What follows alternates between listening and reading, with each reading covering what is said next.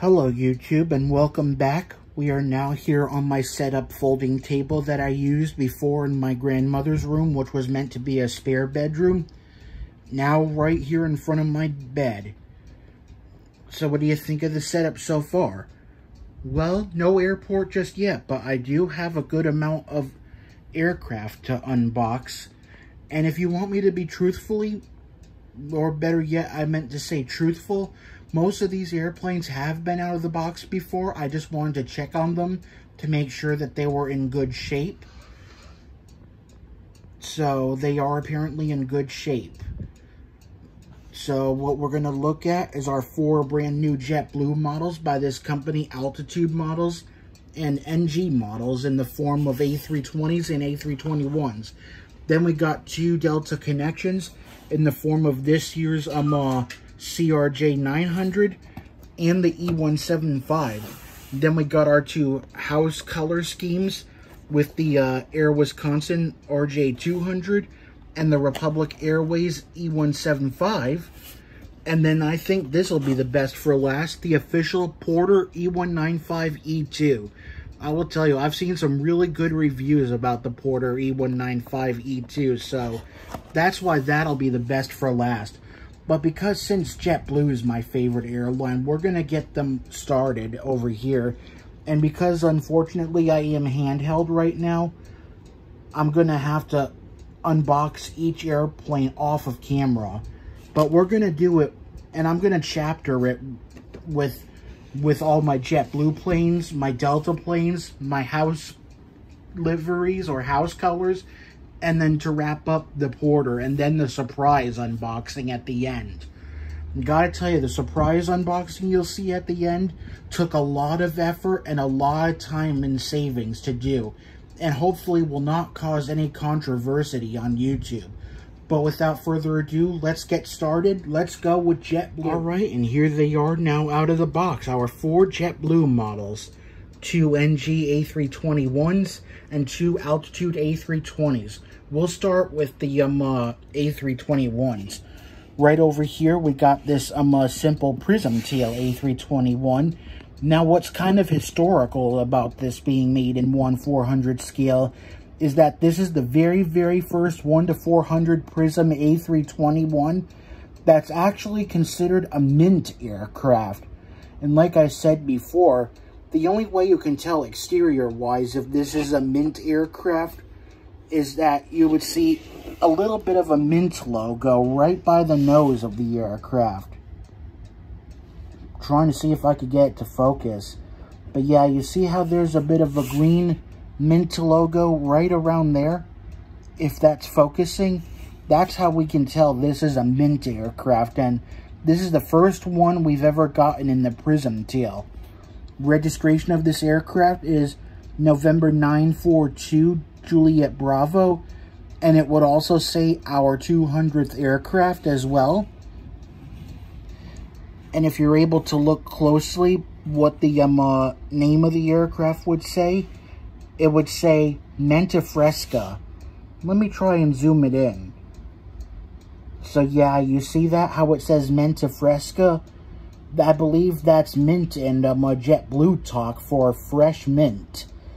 Now, a fact about this aircraft model is that originally when NG came out with this, it was only exclusive not only to the retailer known as West Coast Diecast, but along with being a retailer exclusive to West Coast Diecast, it was also exclusively at the time only available to an airliner or aircraft collecting show known as Airliners International, which was held back in last year at Dallas Fort Worth Airport. This year it's going to be held in Kansas City, and apparently that was a bummer that this was only exclusive to that. But then eventually, when NG announced this for public release along with this livery we're going to look at again shortly, it was a bit of a sigh of relief for me, so I'm glad to have it.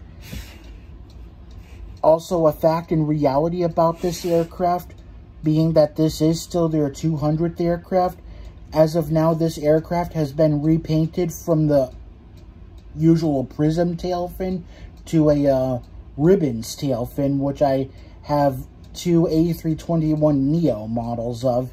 I don't know why, but even with the current A321-200ceos that JetBlue has, they seem to also be repainting a few of them. And like the balloons tail fin that debuted on JetBlue's all-economy core A321s, and they're also putting ribbons tail fins, I think, on a few of the classic mints.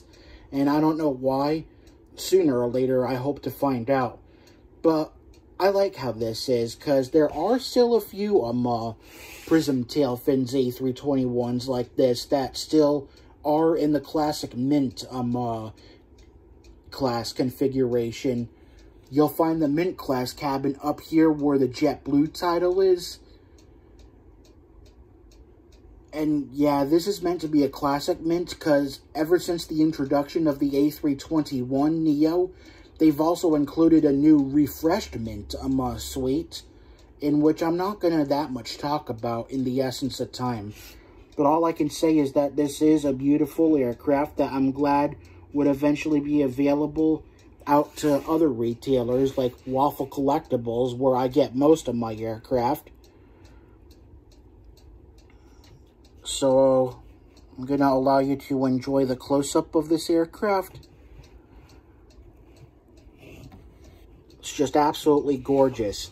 Alright, let's get to the next one, which I'm definitely ready to talk the most about, which is the official brand new mint sleeves livery, I believe they call this.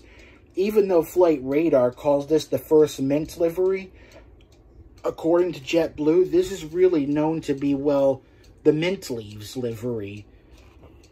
And apparently, before I say anything else, I just also want to say, according to JetBlue, this is the first step in how JetBlue's aircraft are going to transition from decorated tail fins to decorative, well, liveries. And the mint livery here, or mint leaves, is kind of the first one, because apparently JetBlue has also come out with a balloons livery, just like we've seen on the tail fin, and also a spotlight livery.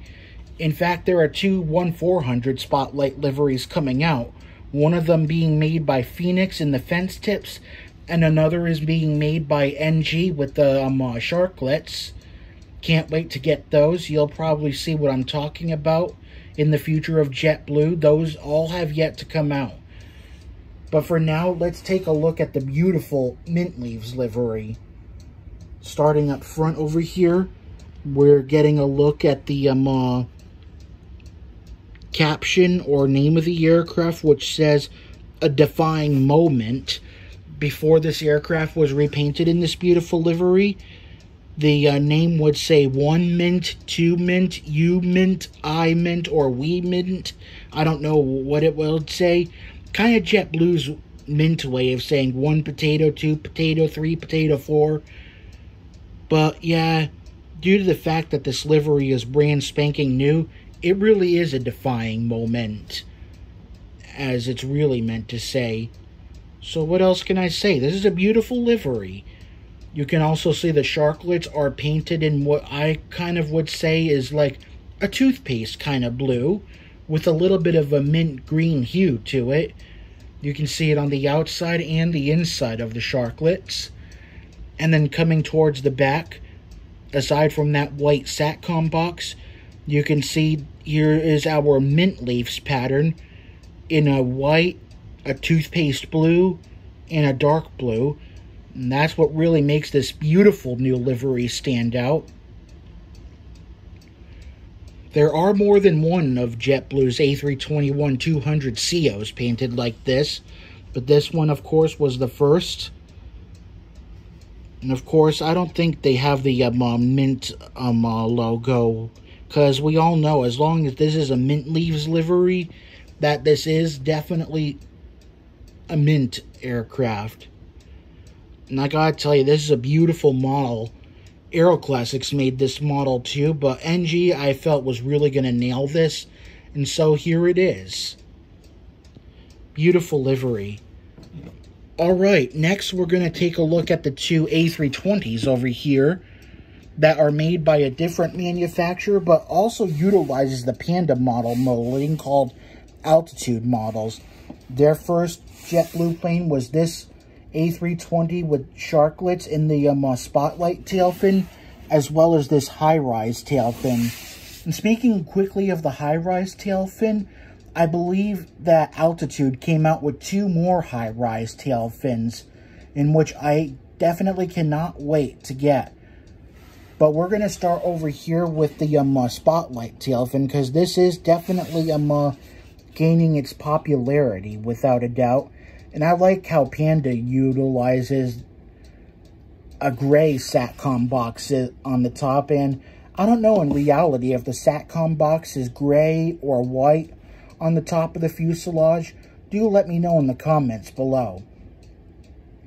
Now, the registration for this one is November 805 Juliet Bravo. And the aircraft's name up here would say, "You Had Me at Blue."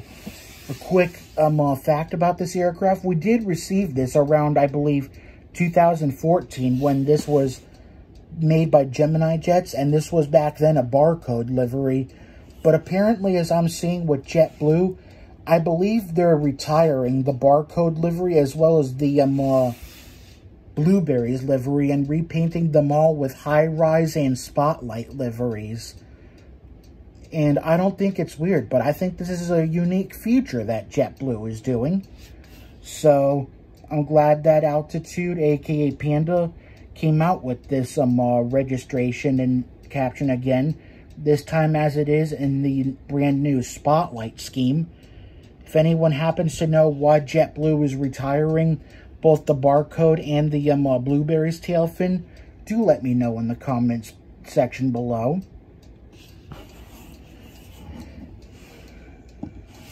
Now, let me tell you something interesting about this high-rise A320 made by Altitude/Panda.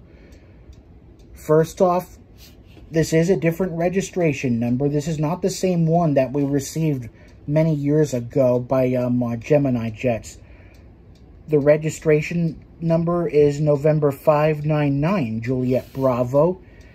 And the caption of the aircraft would say, "If the blue fits." Now, I believe Altitude came out with 2 variants of this model. One of them was known as the mismatched nose and another non-mismatched. I ended up getting the mismatched because it's very, very interesting. In fact, the box over here can show you a little bit of a preview of what we mean by mismatched. So, see how there's a bit of a difference in the nose right beneath? So, that's what we have on this model that I'm going to show you right now. Just turn it over like this. And here you have it. Mismatched nose. With like a bit of a classic JetBlue over here. And a regular JetBlue on the underside of the aircraft. So, this is our first high-rise made by Altitude models utilizing the Panda models molding. Can't wait to get the other ones, which have different registration and captions. So, this wraps up all 4 of our JetBlue planes. Let's get ready to move on to Delta Connection now. As we shift to Delta Connection, the regional carrier of Delta Airlines, like I said, I've got 2 of them, including the E175 and the 2024 release of the CRJ 900. I do have a little bit to say about these 2 aircraft. I'm going to get these out of the box off of camera, and then we'll talk about them one at a time. There's going to be a little bit more to say about the CRJ 900, but we're going to start with the E175. All right, and so here she is, the official Gemini Jets Delta Connection E175. Now, a lot like the re-release of the CRJ 900, I will tell you, this truly was a very, very highly anticipated await. I mean, ever since Gemini has finally gotten the molding for the E175, first they started off with an Alaska E175, and then little by little came out with an American Eagle E175, and some United E175s, but I don't know why they made us wait this long to get a Delta Connection E175. But other than that, it's finally here. As you can see, this is the enhanced winglets version. Now, a fact to tell you, even though Delta Connection does fly this variant of the E175, apparently there are two operators of Delta Connection in the E175. One of them is SkyWest and another is Republic Airways. Now, I have to tell you that the SkyWest version, Republic version of the Delta Connection E175 has a different look on the winglets compared to this one. So, apparently this one that Gemini Jets came out with, this would be the version that's operated by SkyWest Airlines. And I don't know if you can see it very, very closely from over here as I zoom in, but it does say it right here, operated by SkyWest. But for what Gemini made us wait a long time for, I will take it. And it's nice to look closely at these aircrafts, I find. In fact, as you can see, this is the only regional jet that Gemini has ever made that has an aerial antenna on the underside of the aircraft rather than on top. But anyway, there you have it. This is our SkyWest operated Delta Connection E175.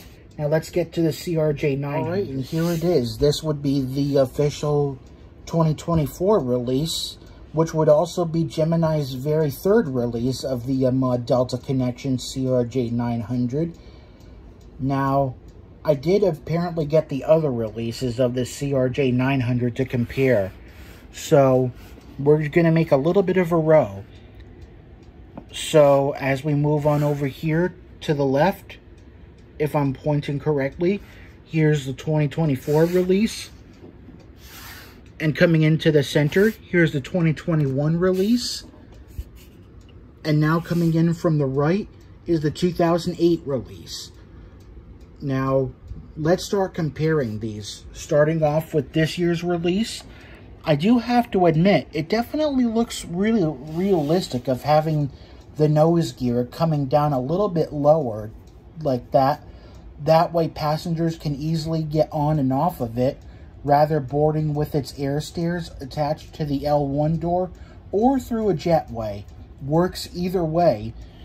Now, another good thing about this year's release, according to Citrus Aviation, is that they definitely did correct the horizontal stabilizers by making them level like that. But the only thing that they did not do, apparently, is correctly align the landing gear. Because as you can see, landing gear definitely is in the same arrangement as the 2021 release. So that is definitely a little bit of a downfall on this molding. What is up with you guys at Gemini Jets? So apparently I'm glad still to have these, as let me tell you, the CRJ900 is starting to become a much more common aircraft being used by Delta Connection. There are still a few 700s as well. As for the CRJ200s, those are fully retired from Delta, so when I get ready to bring back the Atlanta airport update, I'll have that as a send-off to the CRJ200, and then we'll be having more RJ900 flights. So what do you say I score all three moldings? 2024 release to the left, to the center 2021, and to the right 2008. So what do you say I score them? Now starting here with the very long-awaited wanting to have in my collection, the 2008 release, because after all, this was becoming a very wanted model due to the fact that the CRJ900 has become much more commonly used in Delta Connection's fleet. Now, as you can see, a lot like the other RJs, there are no antennas on them, which is fine with me. I know that's what they did with the Mesa House livery RJ900. And what's good about this mold is how the stabilizers are kind of pointing a little bit downwards. That's probably what they would look like as if it was on the ground. The other good is that the landing gear is correct.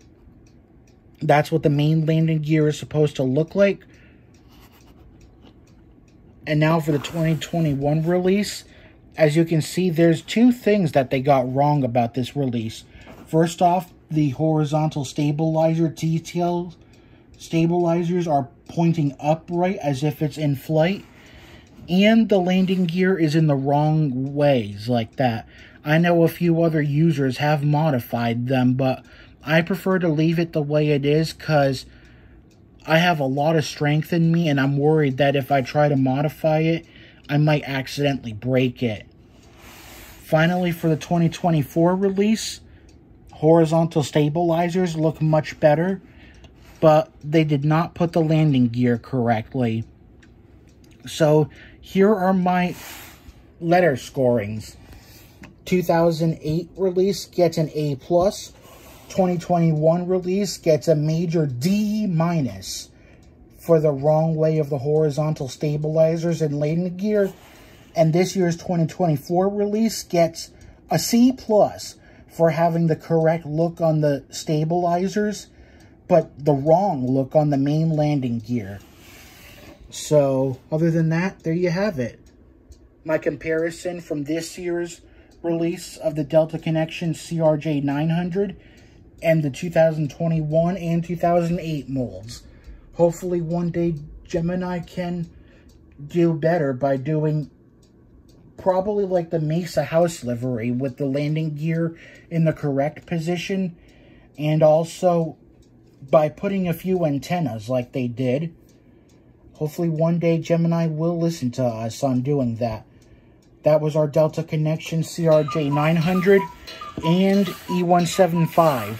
Hopefully they do the Republic version. Right now this is the Sky West version. Hopefully Republic is up next. Speaking of which, let's now move on to our house livery aircraft. Alright, here we are moving on to our next batch of aircraft, our house livery aircraft. Air Wisconsin CRJ200 and Republic Airways E175. These will definitely go very well with my Sky West house livery CRJ700 and Mesa CRJ900. I'm going to get these out of the box and we're going to take a look at them. And here they are out of the box. Air Wisconsin CRJ200, Republic Airways E175. Excuse me. So I gotta tell you here, Air Wisconsin CRJ2 really knows how to throw it back with retro colors like that. White fuselage with some orange and green like that. Definitely very, very unique. Definitely throws it back to when Air Wisconsin was an all, well, mainline carrier, which is now a regional carrier. If you're wondering what airline this house livery would fly for, that would be American Eagle. At one time, it also flew for United Express, but somehow American Eagle eventually renewed their contract with Air Wisconsin, so now this aircraft flies for them. I gotta say, it looks really unique for a house livery like this. I do have to admit, while I am a fan of how the engines sound at takeoff, the only thing I'm not a fan of when it comes to CRJ200 is just how small they are. They seat only up to 50 people and has only one lavatory bathroom on board. And the seats are very close to each other, so it's okay for a very, very, very short flight, but not a long flight. So good luck to those who are getting ready to fly a CRJ200.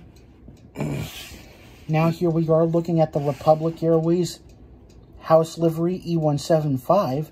Apparently this does fly for American Eagle, as this is on behalf of Republic Airways. Registration number for this aircraft is November 942 Yankee X-Ray. Now, if you look very closely here at the winglets compared to the Delta Connection E175, if you look very, very closely here, you see how the winglets on the Republic house livery are more upright, while the Delta Connections are enhanced and sort of like sticking outwards like that. Now, if you were to see a Delta Connection E175 with upright winglets like that, that's how you know it's operated by Republic Airways. And I think some American Eagle E175s may have winglets upright like this, if they're operated by Republic, or some enhanced winglets like this. But other than that, here are the differences on what a Delta Connection E175 would look like, as this one's operated by SkyWest, and if this was painted with Delta Connection's livery, it would be a Republic-operated E175. But other than that, I like how good the Republic House livery aircraft looks. Even though this operates for American Eagle, still a very, very nice house livery. Very nice house livery, Air Wisconsin CRJ 200 as well. Registration for this is November 471 Zulu Whiskey. Still flying to this very day for American Eagle, operated by Air Wisconsin. Alright, now it's time for us to get to the best for last. Now, I literally do mean that this is definitely the best for last. The official Porter E195-E2. Let me tell you, I've seen some very, very good reviews of this aircraft. At first by CLT Aviation 13, and then eventually Aviation 18. Along with that, JJ Skippy and MSP Aviation. I don't know when Red River Aviation will get his. It definitely is very deserving of his Great Plains Airport, since it's fictional. And of course, Porter is definitely an all-Canadian airline. They are a Canadian regional that now only has this aircraft, as well as the Dash 8 Q400 turboprop. And I'll explain more about how Porter is doing with this aircraft. For now, this is the box of it.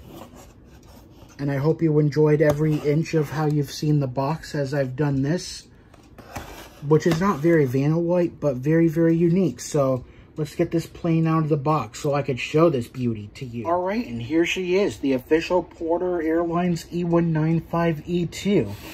Now, believe it or not, at first I wasn't sure I was ever going to get this, but when I saw that there were very, very good reviews about this model, that's when I changed my mind and knew that I had to have it. And I'm glad I got it, because I gotta tell you, this aircraft is very, very state-of-the-art. So let's just get a closer look at this aircraft. So this is the side of the aircraft you would board from. Right by the nose, you got the word Embraer and Porter, as well as the L1 boarding door. And then you got the main Porter title. And what's cool about this aircraft in 1400, as you can see, is that Gemini made some proper Embraer E-Jet antennas. You see how this antenna is sticking up and then going back like that? That's exactly what the E-Jet antennas are supposed to look like. I gotta tell you, this also is a very impressive wingspan. And accordingly, Porter in the E195 is the only aircraft in their fleet to offer some Wi-Fi, some free streaming service on board. Then here are some rear antennas and aerials. Gotta tell you, this is a beautiful, beautiful looking airplane that I'm glad to have now. And this is what your simple Porter tail would look like, where it's blue. And you can see it has the word Porter written in like white, as well as like a baby blue. And then here's our registration. Charlie-Golf Kilo Quebec Lima. And then the number 903, which is the fleet number below. Apparently I gotta keep watching Citrus Aviation's review on how to describe a fleet number. And then you can see closely there's the Canadian flag, because this airline is from Canada. I will tell you, this is truly a state-of-the-art aircraft. Impressive wingspan, and that's why it doesn't need the winglets like the other E-Jets have, because it has an impressive wingspan. And as you can see, the engines on it are a little bit bigger, That's because instead of this aircraft being powered by the usual GE engines, it's powered by the Pratt & Whitney engines, the same kind that are used to power the A320neo family and also the A220 aircraft. Sorry, I'm a little distracted by the sound of those train horns. So yeah, this aircraft is powered by the same kind of Pratt & Whitney engines that power both the A320neo family and the A220s. Now let me quickly talk to you about how Porter acquired this aircraft. So to get it started, let's get into Porter's route, and that they started off operations in October of 2006, mainly with those Dash 8 Q400 turboprops. And even though Porter did acquire this beautiful E195-E2 aircraft, they're still utilizing the Dash 8 Q400s to this day. However, they are somewhat showing age. Some of them are still a little bit young. And I think someday there will be a moment where Porter will retire the Dash 8s. Right now, there is no set date and time when they're going to do so.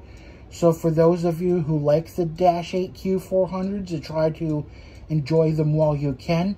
But let's talk about how Porter acquired this beautiful E195-E2.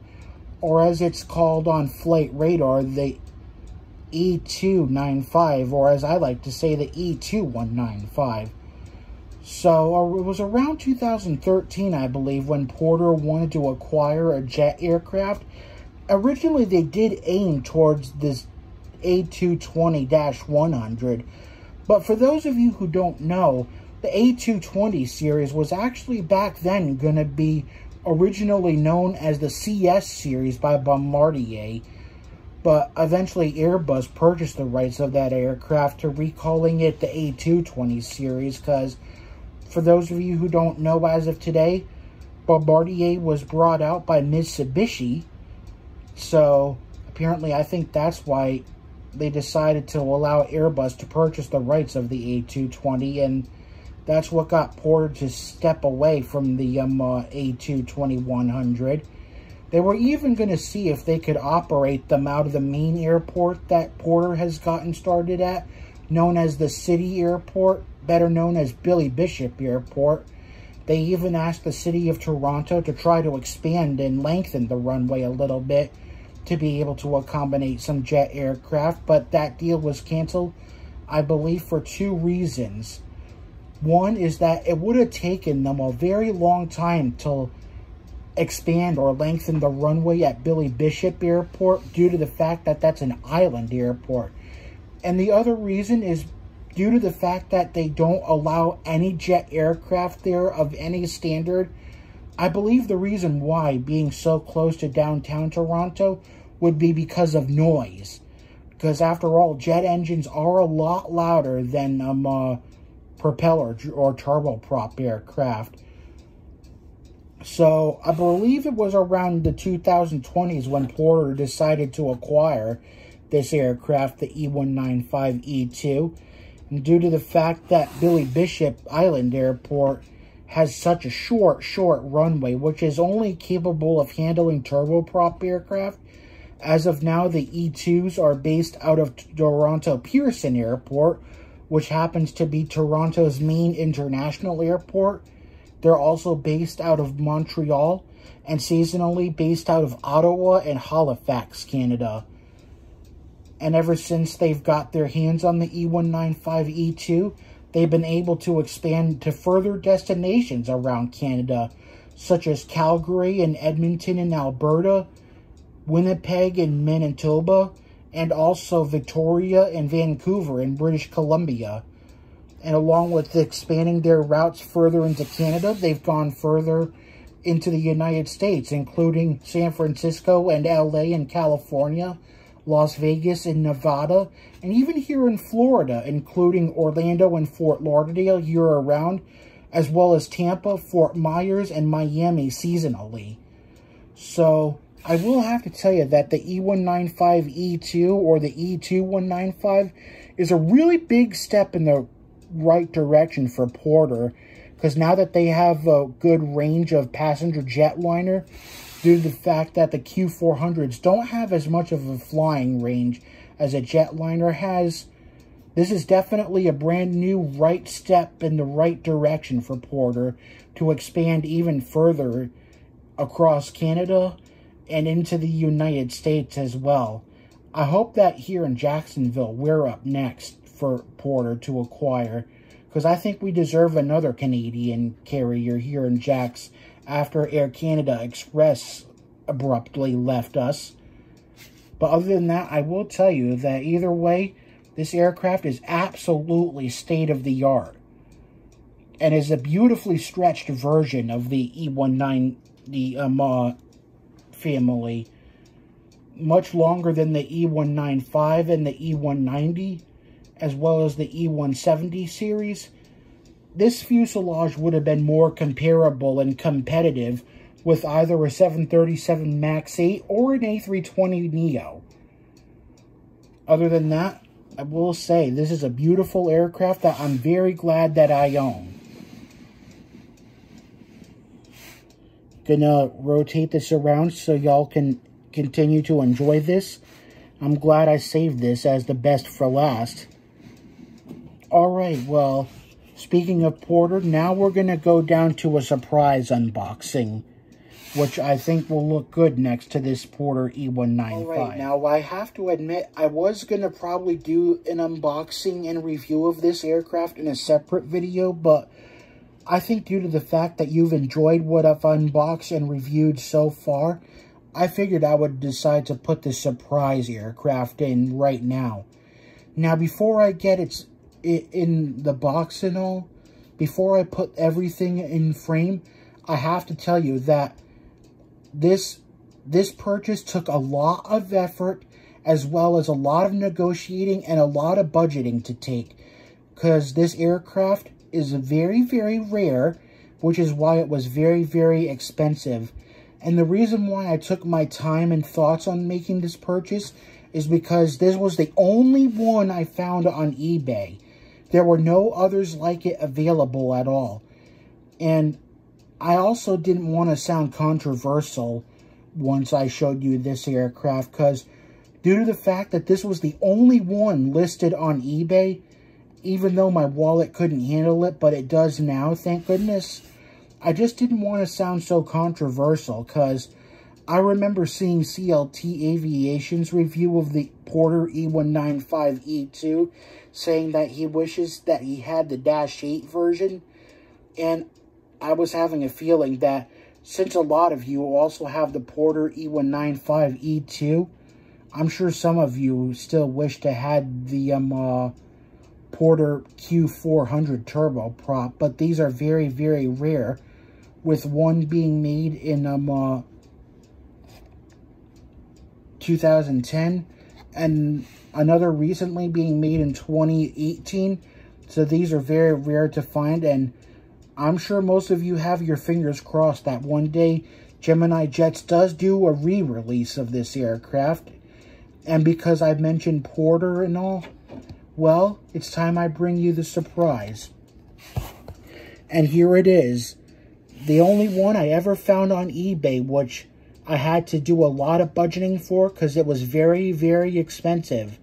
And this is the official Porter 1400 Gemini Jets made Bombardier/de Havilland Dash 8 Q400.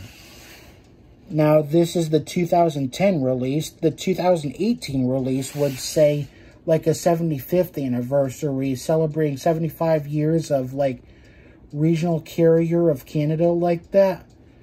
But either way, these both went really, really fast. So I just hope by having this, due to the fact that this was the only one listed on eBay as well, that I don't sound controversial having this, because I know a lot of you probably may look at this thing and say, geesh, how the heck did he manage to get such an expensive, rare aircraft like this? Why does he have to have it instead of me? And yeah, that is the reason why I'm really hoping that Gemini Jets does a re-release of this aircraft. That way it doesn't cause well, I hope you know what I mean by controversy. So other than that, I'm glad to have this because ever since I got the Porter E195E2, I felt like that I wouldn't have a complete collection of Porter airlines without the Q400 turboprop. That's why I decided to get this. So I hope that none of you are upset that I have this. With, like, you'll probably know what I mean. I don't want to say this on camera because it's just a very uncool word to say. And it's not a dirty word in any meaning, but you'll probably know what I'm saying when I meant to say controversial and all. But other than that, I'm glad to have this aircraft to complete my official Porter collection. So we're going to get this out of the box so you can take a look at it. All right, and here it is now out of the box, the official Porter Q400 turboprop. I definitely did look at a lot of pictures as it was being advertised on eBay, and I'm glad to say that it is in great shape. The propellers are in good shape. The landing gear is in good shape. Apparently, though, before I unbox this aircraft here on video, I did have to re-super glue one of the stabilizers that you see on the T-tail like that. So, glad to have this all in shape. And sometimes this can be a little bit tail heavy, as you can see. So, let's get some closer looks at this aircraft. So, yeah, like the E195E2, you can see it also says Porter underneath the side cockpit windows, as well as right here past the L1 boarding door. And I love showing you a closer look at the propellers, which actually, believe it or not, these propellers do spin if I blow at it. Sorry, I couldn't. I know you probably couldn't see that because I just didn't want to blow at the camera. See? When you blow at it, the propellers do spin because they've always... Gemini has always come out with turboprop aircraft with loose propellers so you could see them spin. And you can also see that both wings actually kind of stick up a little bit, but this one over here seems to be sticking up the most compared to this wing over here. But that's fun because apparently the real Q400s, their wings... Their main wings definitely do stick up like that. And yeah, as you can see, it's definitely a simple Porter livery, where you can see it has the gray stripes like that, right by the propeller engines and right underneath the fuselage. And then here's your simple Porter titles, where you got the tail colored dark blue and the words Porter written all over the tail in both white and a baby blue. So, there you have it. This will definitely be a perfect completion to my Porter collection, with both an E195E2 and a Dash 8 Q400. So, we're going to do a grand finale, and I'll show you all every airplane I've unboxed. Sorry you had to hear the cuckoo clock at first. But anyway, here you have it. 4 JetBlue models, 2 Delta connections, house colors, and Porter. And yeah, I do tell you that Porter does have code share and does have partnership with JetBlue, which apparently is the only Canadian carrier to be partnered with JetBlue. Taking one last look at all the aircrafts I have unboxed and reviewed. Even though they have been out of the box before, I wanted to make sure they were in good shape. Most of them were, I have to admit, except for the Porter Q400, in which one of the horizontal stabilizers came loose, so had to glue that back in. So now I'm glad it's in good shape. And I hope that this being in my collection does not cause any controversy or anything like that. And I hope most of you will be very glad that I have this, because this is a very, very hard to find aircraft. It'll be very rare as of now if another one pops up on eBay. And hopefully Gemini does a re-release of it. So I hope you enjoyed my new aircraft unboxing. Can't wait to get these other JetBlue models that are soon to arrive, as well as the new altitude models, JetBlue A320s with the high-rise TL. So there you have it, all of my brand new aircraft, new and out of the box. Thank you for watching. Until next time, Cameron at Pinchio8 is signing in, pinching out. And until next time, take care.